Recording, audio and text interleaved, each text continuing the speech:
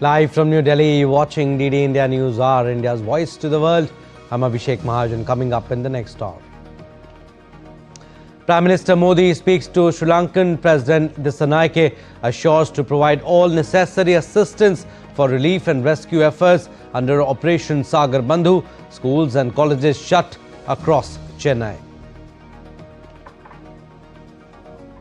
India's National Investigation Agency conducts search at several locations in Jammu and Kashmir and Uttar Pradesh, seizes incriminating material in Delhi terror blast case.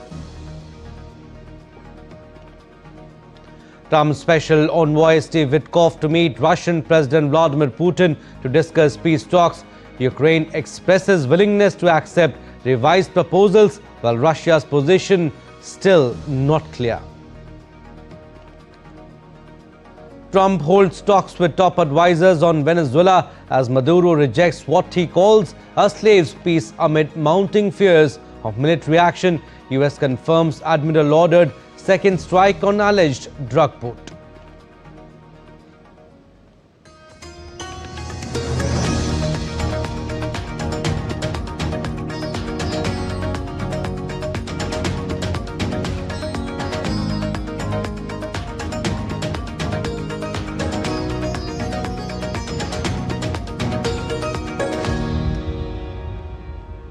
Our top story first. Prime Minister Narendra Modi assured India's full assistance to Sri Lanka in a telephonic conversation with Sri Lankan President Anurakkumara Dissanayake on Monday. Prime Minister Modi expressed heartfelt condolences for widespread devastation caused by Cyclone and the tragic loss of lives. He conveyed that the people of India stand in firm solidarity and support with the people of Sri Lanka in this hour of need. Prime Minister assured President Dissanayake of India's continued support to Sri Lanka under the ongoing Operation Sagar Bandhu, providing rescue and relief to distressed persons. He assured that India, in line with its vision Mahasagar and its established position as the first responder, will continue to extend all necessary assistance in the coming days as Sri Lanka undertakes rehabilitation efforts, resumes public services and works towards restoring livelihoods across the impacted regions. Sri Lankan President Dissanayake conveyed his deep gratitude for India's assistance in the wake of the disaster and appreciated the swift deployment of rescue teams and relief material. He also conveyed the appreciation of people of Sri Lanka for India's timely and effective response efforts. Meanwhile, rescue operations intensified across Sri Lanka as Indian teams worked alongside Sri Lankan authorities and forces. Indian Air Force Mi-17 helicopters evacuated 96 stranded people, including 3 critically injured survivors from flood-hit areas, while delivering over 5.5 tons of urgent rations and medical supplies to cut-off communities. On the ground, NDRF teams continued life-saving missions, pulling 43 people, among them infants, pregnant women and the elderly, from areas unreachable by road. In Badulla, officers recovered one deceased individual from beneath more than 5 feet of debris, with search efforts still underway. As major rivers threaten to overflow again, India's Operation Sagar Bandhu remains fully engaged, reinforcing responders and supporting Sri Lanka through its most perilous hours.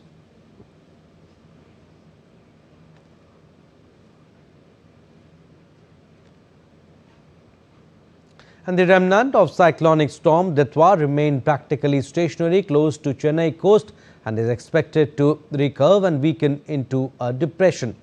In a post on X, India Met Department said the deep depression over west central and adjoining areas of southwest Bay of Bengal and North Tamil Nadu and South Andhra Pradesh coast remained practically stationary during past 6 hours. The minimum distance of the center of the deep depression from North Tamil Nadu to the Puducherry coast is about 35 kilometers and is very likely to recurve slowly southwestwards and weaken into a depression during the next 12 hours. The system is being monitored by the Doppler weather radars at Chennai and Sriharikota. Meanwhile, schools and colleges across South India's Chennai, Tiruvallur and Kanchipuram districts will remain closed on Tuesday following forecast of heavy rain triggered by Cyclone Ditwa.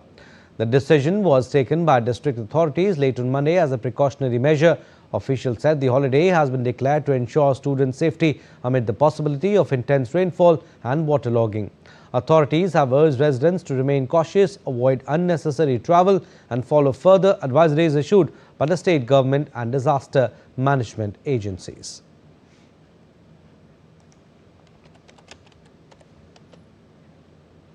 All right, we'll go across to Sri Lanka now in Colombo, where Dr. Ahmed Muin Faruqi is joining us to talk more on this, to give us the latest on the impact of Cyclone Ditwa. Dr. Faruqi, first of all, Prime Minister Modi has assured full assistance to Sri Lanka. And Operation Sagar Bandhu is going on, and India again being the first responder.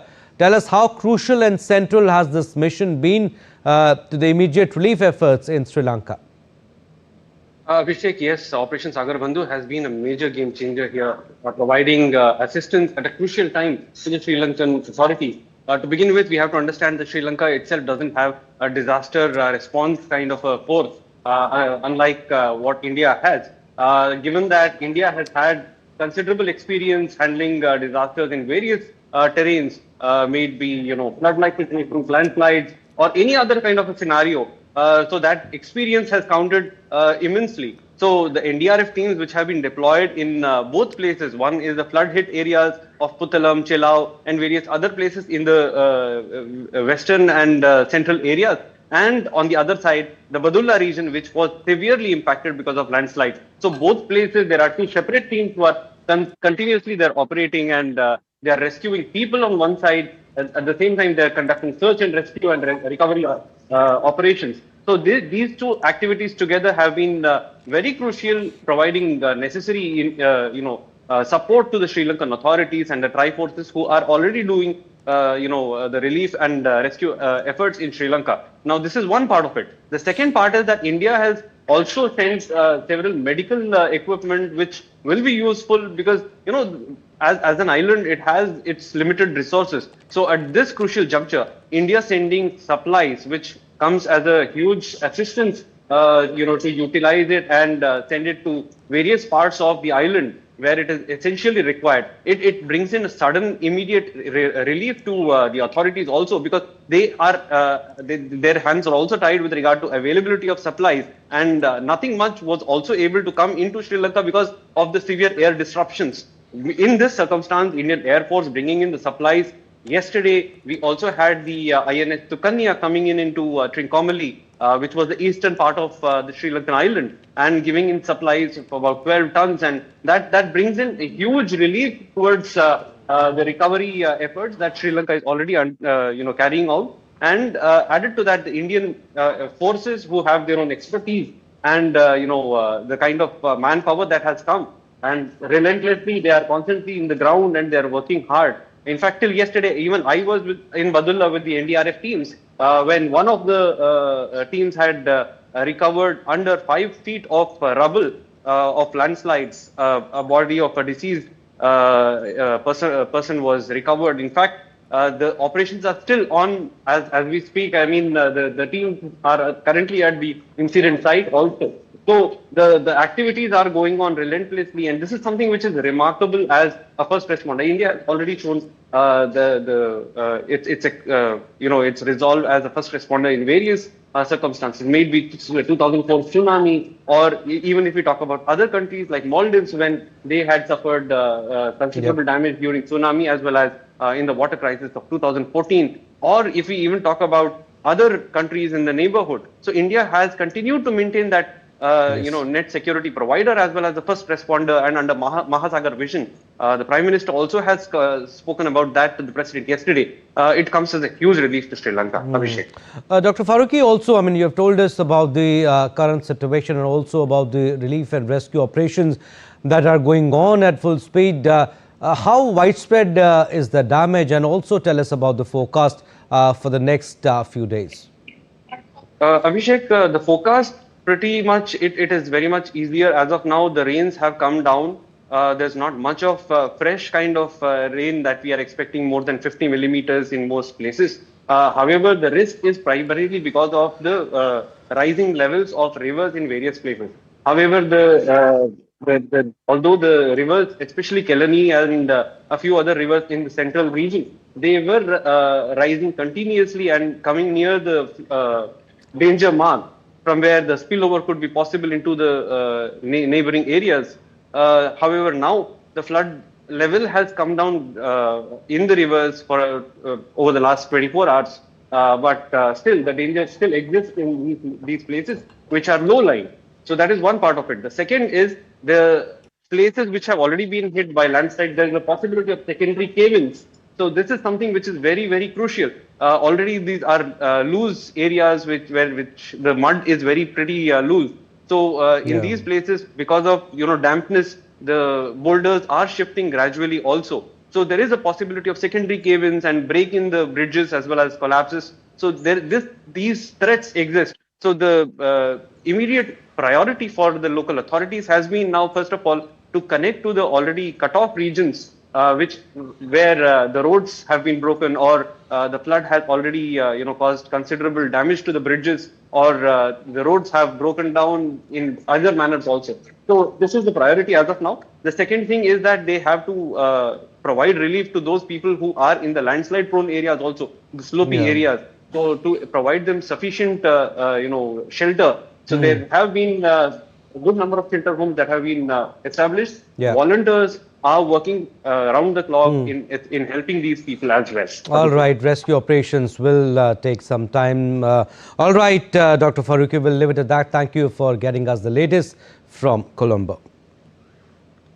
In the wake of Cyclone Ditwa, India launched Operation Sagar Bandhu late November to provide urgent search and rescue and humanitarian assistance and disaster relief support to Sri Lanka.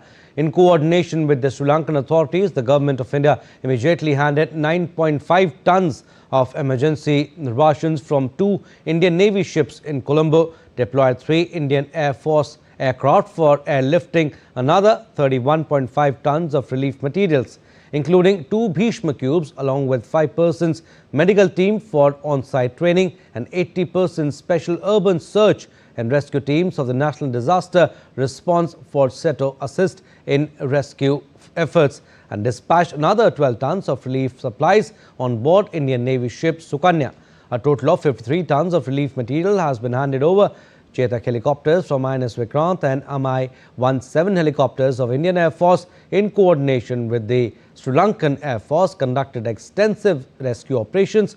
Rescue persons included nationals of Sri Lanka, India, Germany, Slovenia, United Kingdom, South Africa, Poland, Belarus, Iran, Australia, Pakistan and Bangladesh.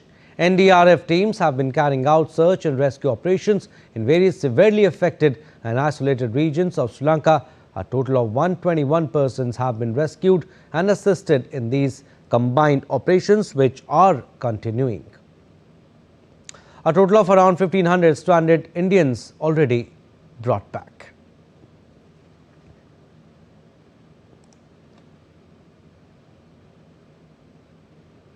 All right, time now for a very short break, but still to come on this edition of DD India News Hour.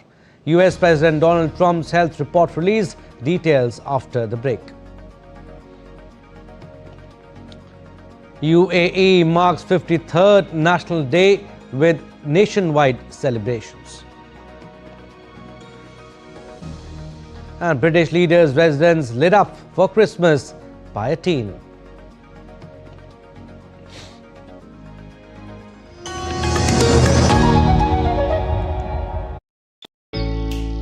Jharkhand will mesmerize you with majestic nature, rich heritage and colorful culture. Hello.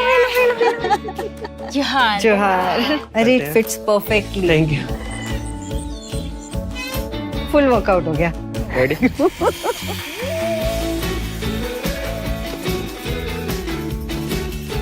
Postcards from Jharkhand on National Geographic.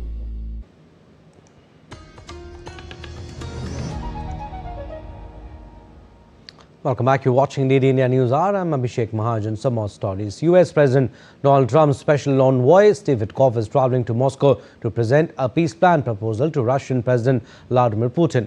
The Kremlin on Monday said a meeting between Witkoff and Putin was scheduled for Tuesday. The talks between Putin and Witkoff will focus on 19-point peace plan to end the conflict in Ukraine.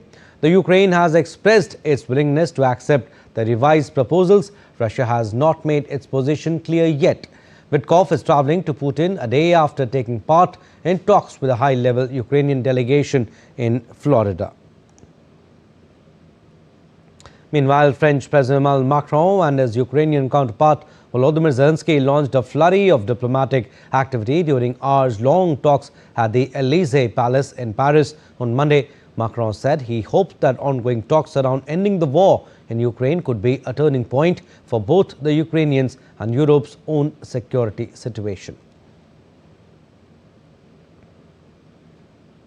And Ukraine President Volodymyr Zelensky has said that Kiev's priorities during peace talks to end the 4-year-old conflict with Russia remains Ukraine's sovereignty and securing strong security guarantees for the country. In a press conference with French President Emmanuel Macron during Zelensky's visit to Paris, he said that the territorial issue is the most difficult. To be honest, the territorial issue is the most difficult. The issue of money, restoration, in my opinion, I speak honestly, and we talked about it, undoubtedly. Without the presence of European partners, it is not easy to accept.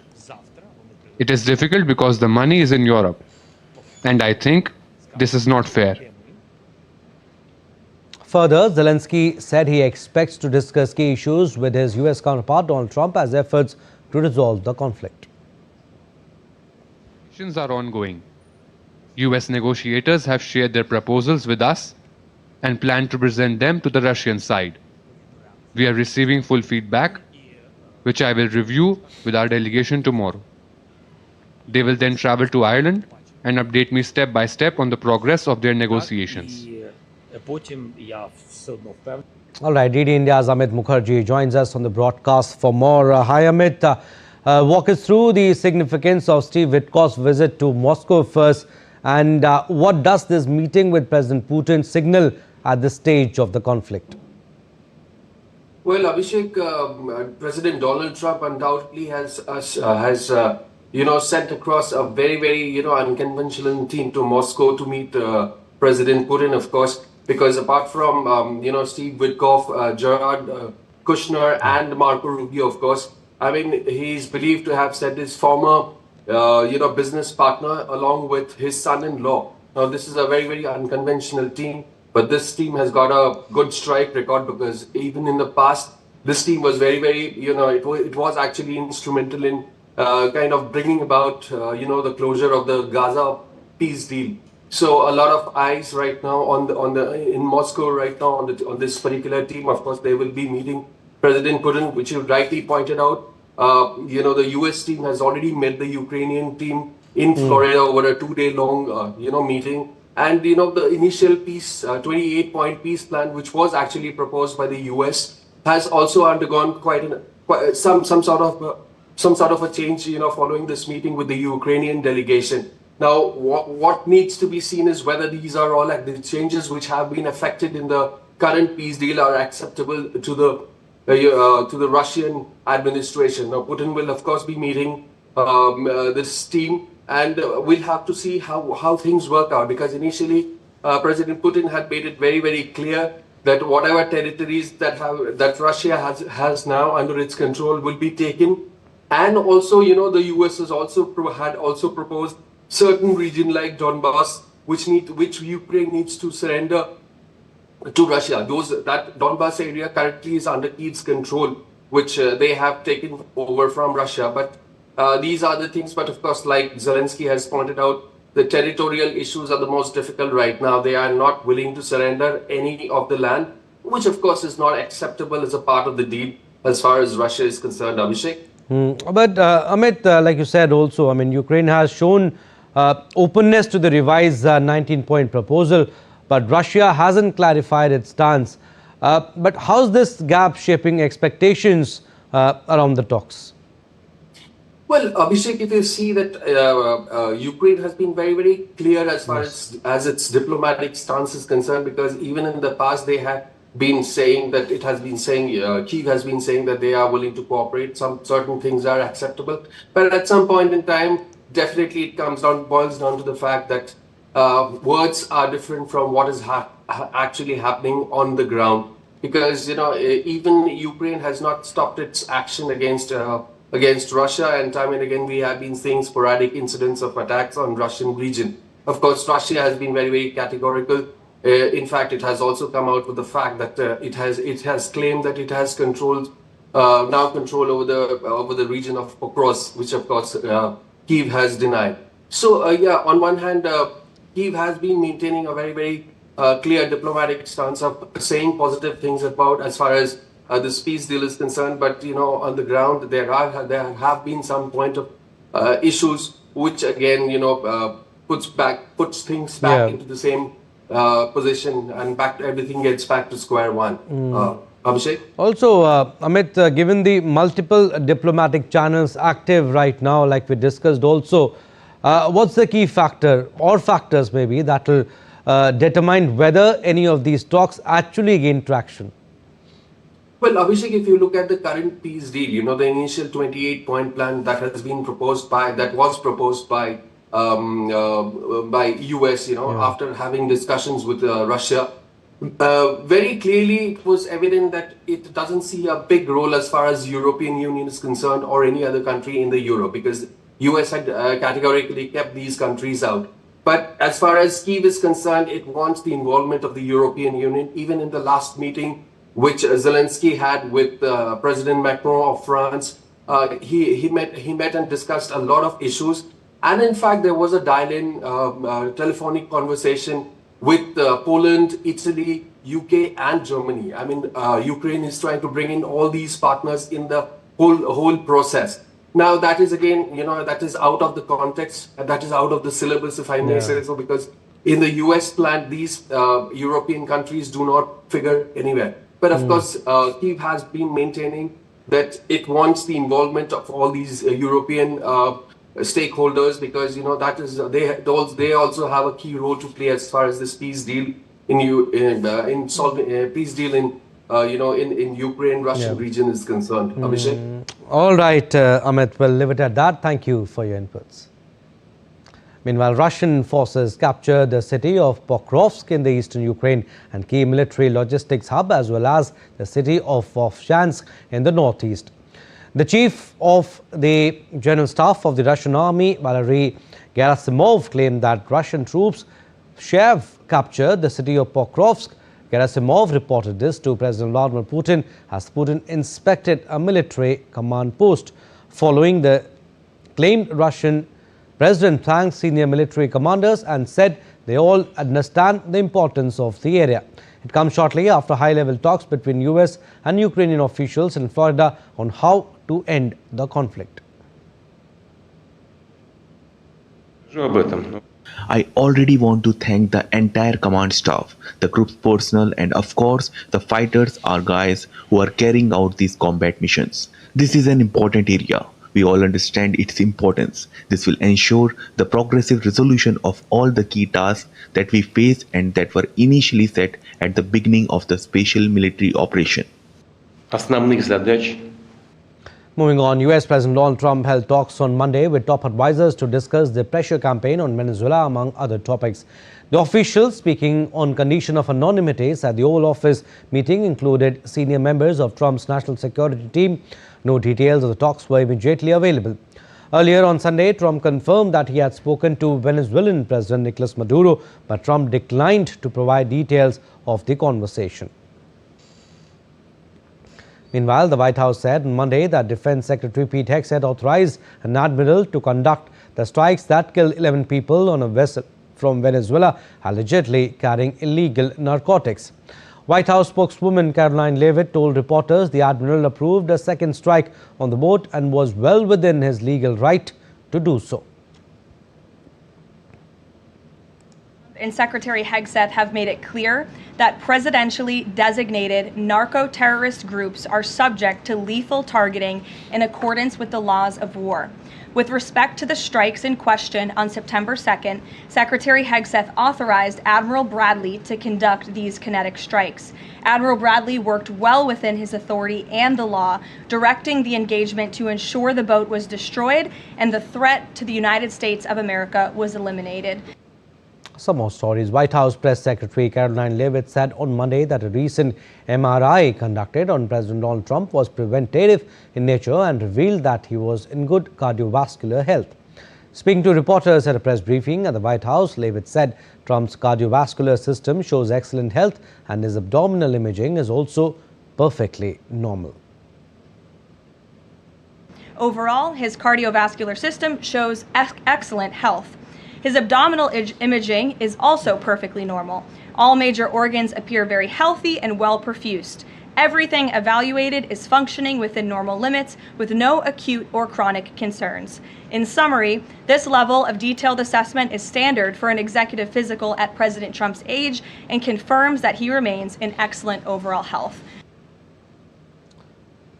Donald Trump underwent a magnetic resonance imaging scan during a recent medical evaluation but did not disclose the purpose of the procedure, which is not typical for standard checkups. The lack of details raised questions about whether full information regarding the president's health is being released in a timely fashion by the White House. Now, US President Donald Trump will host the leaders of Rwanda and Democratic Republic of Congo on Thursday to sign a peace agreement. The meeting is expected to build on a US-brokered peace deal reached in June and signed by the two countries' foreign ministers and an economic framework agreed on in November. The Rwanda-backed M23 rebel group staged a lightning advance in eastern Congo this year, seizing the region's two largest cities and raising fears of a wider conflict. President Trump will host the presidents of the Republic of Rwanda and the Democratic Republic of Congo to sign the historic peace and economic agreement that he brokered. And thousands of people rallied in Bulgarian capital Sofia and several other cities on Monday protesting against the 2026 budget plan, the first drafted in euros before the European Union member country adopts the common currency on January 1st. Some protesters clashed with police who cordoned off offices of the ruling parties in Sofia and pelted officers with rocks, bottles and firecrackers. Opposition groups said they were protesting planned increases in social security contributions and dividend taxes as well as ongoing state corruption. Earlier on November 28, the minority government of Rosen Zeldyakov agreed to resubmit 2026 budget to Parliament to allow additional consultations with opposition groups, unions and employers after similar protests.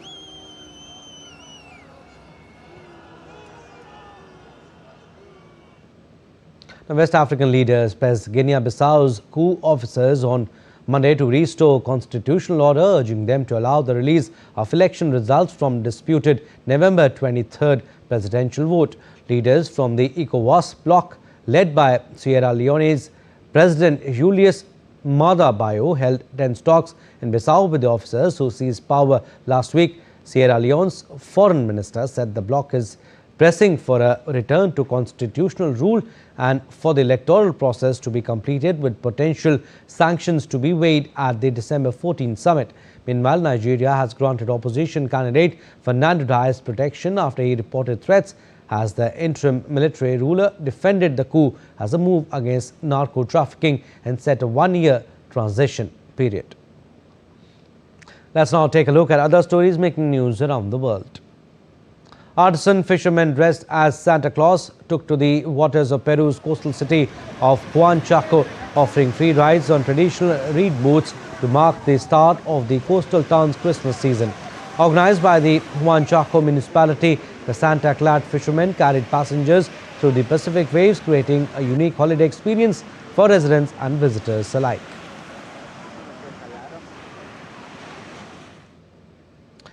Fishermen in Russia's Novosibirsk region rescued dozens of roe deer stranded on a frozen lake. A brief warm spell had melted surface snow, making the ice dangerously slippery. The deer were carried to shore and pulled to safety on sledges. After temperatures dropped, the animals were able to cross the lake safely. The exterior of the Downing Street was illuminated with Christmas lights, marking the start of the holiday season. This year, 14-year-old litter picker Samuel Salomon had the honour to switch on the Christmas lights of the residence. A choir also performed as onlookers watched the Christmas tree come to life. And the White House unveiled its 2025 Christmas decorations with the theme, "Home is where the heart is." This year's decoration includes 75 wreaths, 25,000 feet of ribbon, 700 feet of garland and more than 50 Christmas trees. Still to come on this edition of DD India News Hour. Army test fires BrahMos missile, showcases long-range strike power. 4th Kashi Tamil Sangamam begins today. And also Hornbill Festival 2025 begins at Kesama. We'll get you the details after the break.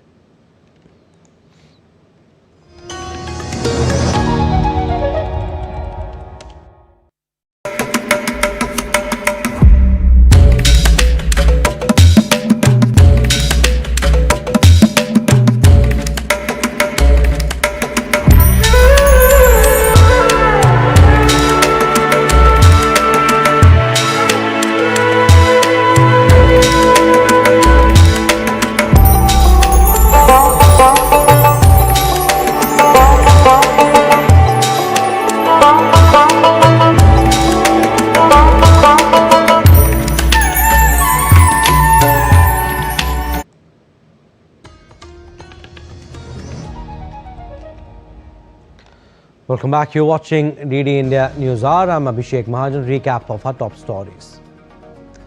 Prime Minister Modi speaks to Sri Lankan President Dissanayake, assures to provide all necessary assistance for relief and rescue efforts under Operation Sagar Bandhu. India's National Investigation Agency conducts search at several locations in Jammu and Kashmir and Uttar Pradesh, seizes incriminating material in Delhi terror blast case. Trump's special envoy Steve Witkoff to meet Russian President Vladimir Putin to discuss peace talks. Ukraine expresses willingness to accept revised proposals while Russia's position still not clear. And Trump holds talks with top advisors on Venezuela as Maduro rejects what he calls a slaves peace amid mounting fears of military action. US confirms Admiral ordered second strike on alleged drug boat.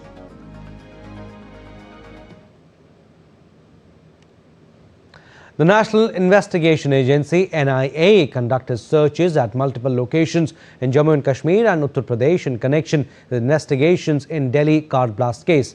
According to the NIA, 8 locations in Shopian, Kulgam, Pulwama districts of Jammu and Kashmir and 1 location in Lucknow were searched. NIA conducted extensive searches at the premises of prime accused Dr. Muzammil Shakil and Dr. Shaheen Saeed in Al Falah University complex and other places in Haryana's Faridabad last week. This is the second time in a week that the premises of the main accused in the case were raided. In a press release, NIA said that a huge quantity of cash, foreign currency, gold and other incriminating materials were seized during those searches, and the same are being minutely examined to unravel the conspiracy that culminated in the blast. So far, the anti-terror agency has arrested 7 key accused.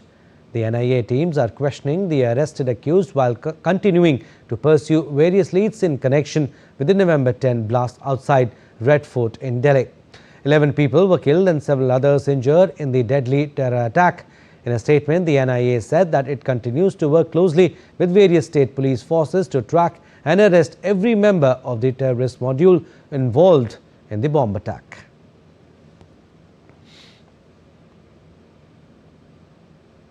Updates on winter session of Parliament now. On the day 2 of session, Finance Minister Nirmala Sitharaman will move the Central Excise Amendment Bill 2025 for consideration and passing in the lower house. The bill was tabled in the House on Monday. Apart from question hour, many papers will also be laid in both houses of the Parliament.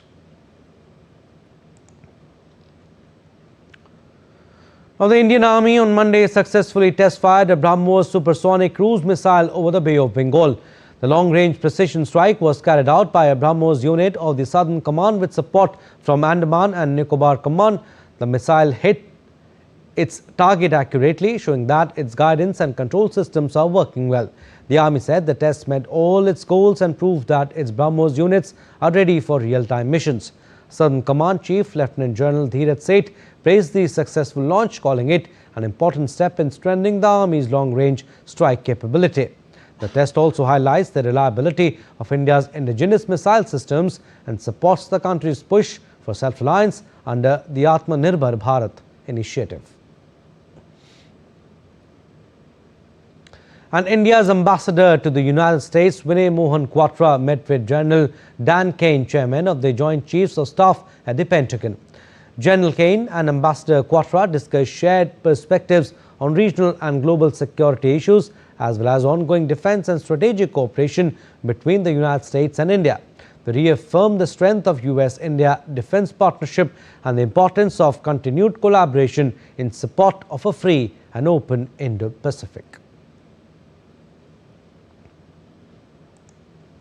Shifting focus now, the 4th edition of Kashi Tamil Sangamam is beginning today, highlighting the deep civilizational and cultural ties between Tamil Nadu and Kashi.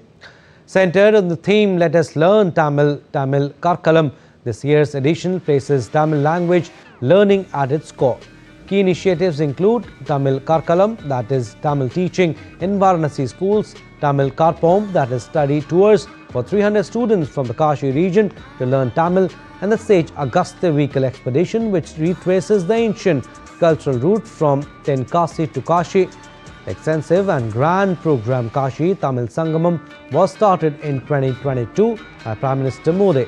The cultural and emotional bond that this event established between North and South India has continued to grow stronger. And this time as well, 7 such groups are coming, comprising 1,400 delegates. These groups will visit Varanasi, Prayagraj and Ayodhya, and in Kashi they will tour major cultural and spiritual sites such as Kashi Vishwanath Temple, Kedar Ghat, Sarnath and Tamil heritage pockets. In each edition, different groups from Tamil Nadu, including students, teachers, writers, spiritual leaders and people associated with literature and crafts have been participating.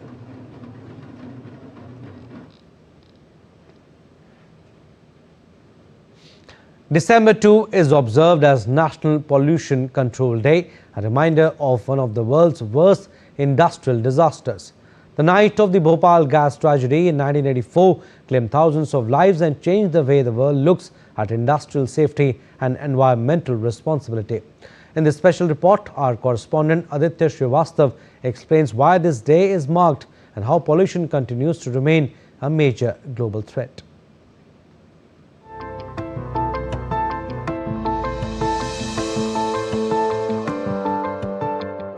These visuals take us back to the intervening night of December 2nd and 3rd, 1984.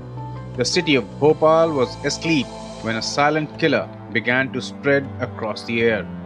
At the Union Carbide pesticide plant, a highly toxic gas, methyl isocyanate or MIC, leaked uncontrollably. Just a few seconds of exposure to this gas can be fatal. The gas spread so rapidly that people had no chance whatsoever to react. Thousands died in their homes, on the streets, on the way to hospitals, and millions were affected. The Bhopal gas tragedy was not just an accident. It was a warning that industrial negligence and pollution can cost human lives at an unimaginable scale. That is precisely the reason why 2nd December is observed as the National Pollution Control Day. Even after 40 years, pollution remains one of the gravest global challenges. Air is turning toxic, rivers are choking with waste, and soil is contaminated with plastics and chemicals. Human activities have indeed pushed the planet to the brink. Climate change, melting glaciers, and extreme weather, these are no longer distant scientific concerns. They are everyday realities affecting billions. इसकी रोकथाम के लिए हमें बहुत जागरूकता पैदा करना है, लोगों को जागरूक करना है, कैसे किन कारणों से ये पॉल्यूशन हो रहा है उनके बारे में बताना, लोगों को इसके रोकथाम के उपायों के बारे में जानकारी देना, कॉलेजों में, स्कूलों में रैलियों के माध्यम से, नुक्कड़ नाटकों के माध्यम से। These children are the living reminder of how deadly MIC was. They represent the third and fourth generation of families affected by the gas leak, still suffering its consequences. Aditya Srivastav's report for DD India, Bhopal. And every winter, the northeastern hills of India come alive with one of the country's most colourful and culturally rich festivals, one among which is the Hornbill Festival. The 26th edition opened in Nagaland with global cultural partnership at Kisama Heritage Village, around 12 kilometers from Kohima, Nagaland's capital, on Monday. The Hornbill Festival, organised by the State Tourism and the Art and Culture Departments, it is named after the state's cherished bird, aka the Hornbill, featured in several folklores. The Hornbill Music Festival is known as India's largest music festival. It encourages inter-tribal interaction and cultural displays that amalgamate into a vibrant and colourful event like no other. This time it has 6 partner countries: Austria, Malta, France, Ireland, UK and Switzerland, and Arunachal Pradesh as a partner state. The 2025 edition promises to be as vibrant and engaging as every year, providing a rare window into the lives of Nagaland's tribes through dance, music, crafts, sports and local cuisine.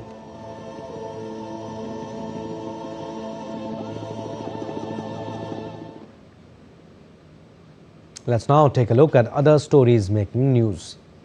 14th edition of Srijan Arts and Crafts Workshop for children with disabilities held in New Delhi to mark International Week of Disabilities. The event was organized in collaboration with Special Olympics Bharat and the National Gallery of Modern Art. The event was aimed to provide creative expression, skill development and training in various art forms to children with disabilities. The 36th Konark Dance Festival is a 5-day event in Konark, Odisha, which takes place from December 1st to December 5th every year. The event showcases the best of India's traditional and classical dance forms, besides offering insights into the cultural heritage of the country.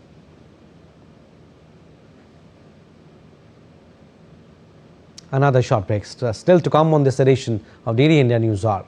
McDonald's India's Shri Anna initiative is offering a multi-millet bun made with 5 types of millets.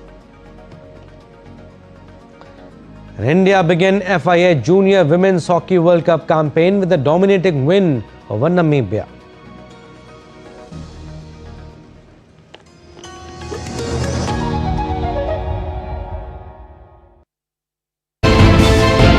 Geopolitics and trade deals. Economic challenges amid development.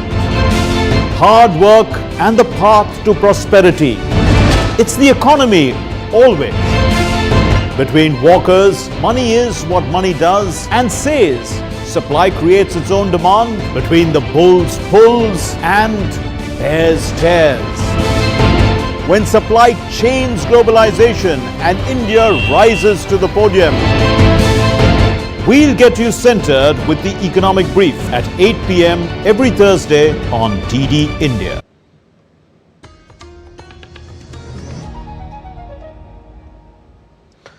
Welcome back. You're watching DD India News Hour. I'm Abhishek Mahajan. Some more stories. Have you ever thought that you could now have a healthy organic burger bread? Well, now you can. McDonald's India's Shri Anna initiative is offering a multi-millet bun made with 5 types of millets. DD India's Tapas Bhattacharya reports.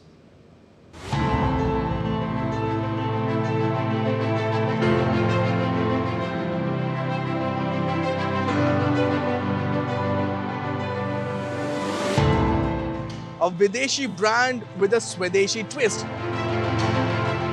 McDonald's India is adding an Indian flavor to global fast food with its all-new multi-millet burger bun. From the lab to the kitchen, this innovation blends taste with nutrition, bringing India's super grains straight to your burger.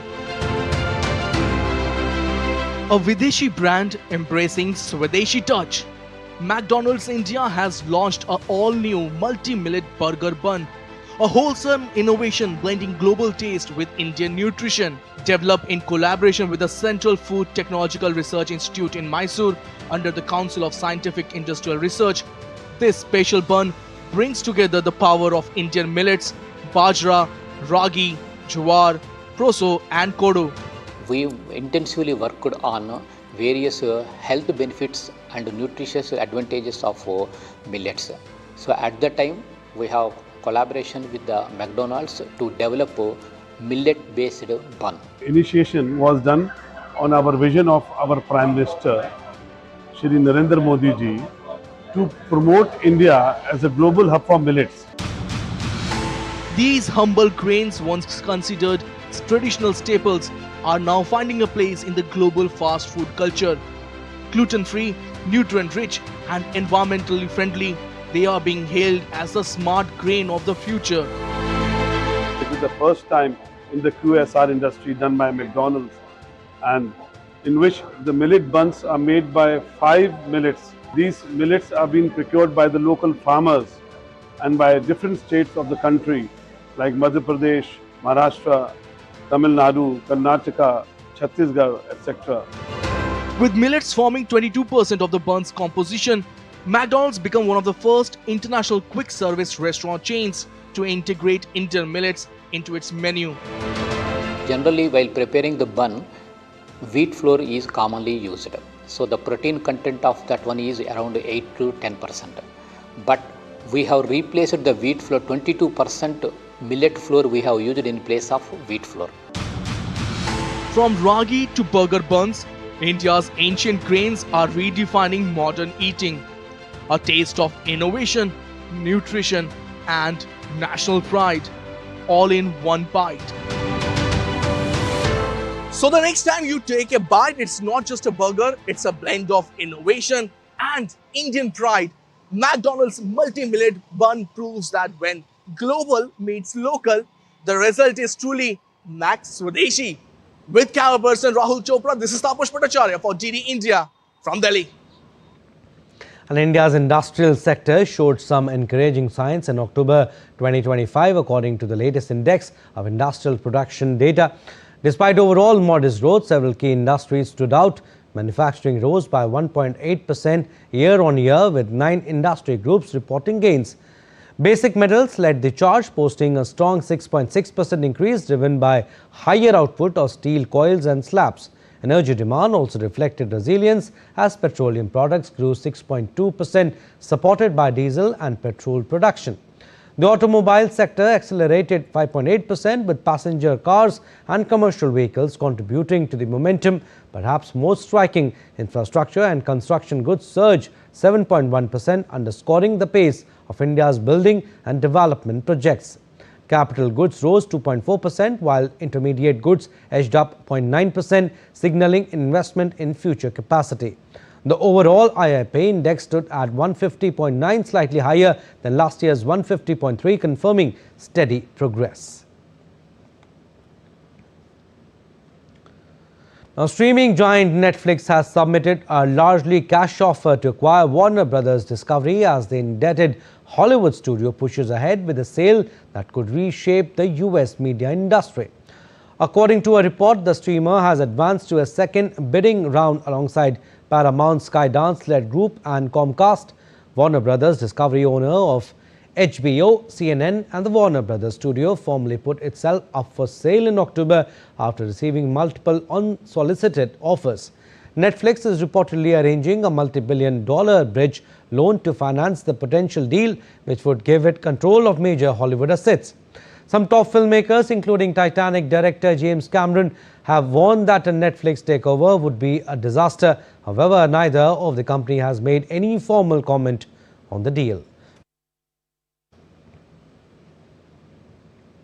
Time now for some sports updates. We'll start with hockey. The Indian junior women's hockey team began their FIH Junior Women's World Cup campaign with a comprehensive 13-0 win against Namibia in Santiago, Chile on Monday.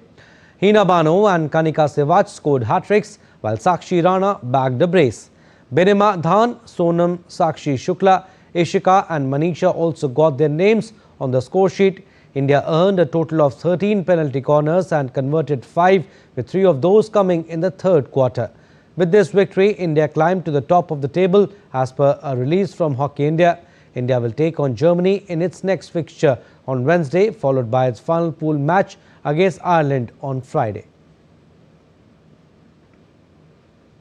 The Indian women's hockey chief coach Harendra Singh on Monday decided to step down owing to personal reasons. Harendra, who previously coached the United States men's hockey team, assumed the role of chief coach in April 2024. Prior to that, he coached India's junior men's team, which won the World Cup in 2016 in Lucknow. The Indian women's team's performance has been disappointing over the past year. The team recorded just 2 wins in 16 matches in FIH Pro League 2024-25 and failed to qualify for the next season.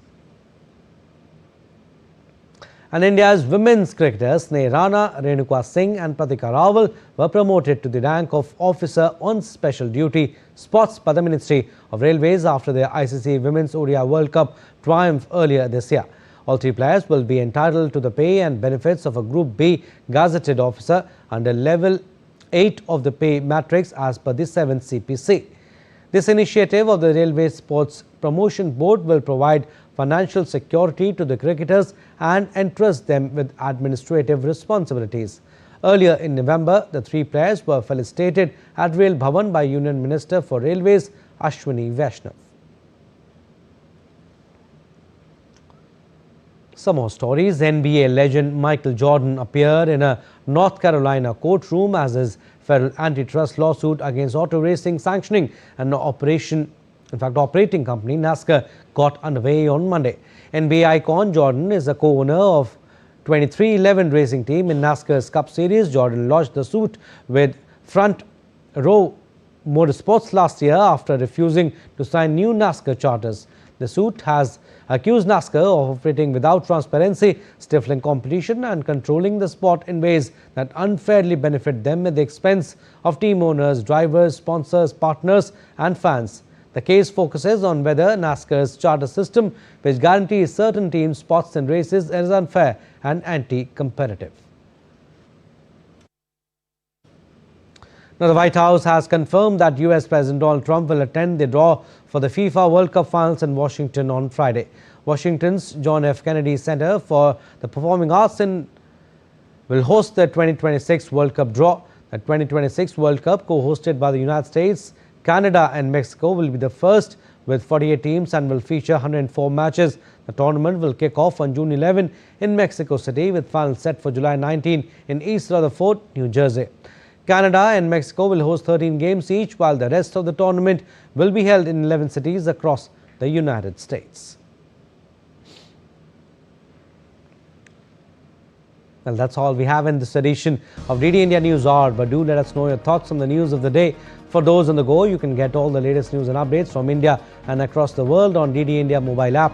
The app is available on both Android and iOS platforms. Scan the QR code on the screen to download now.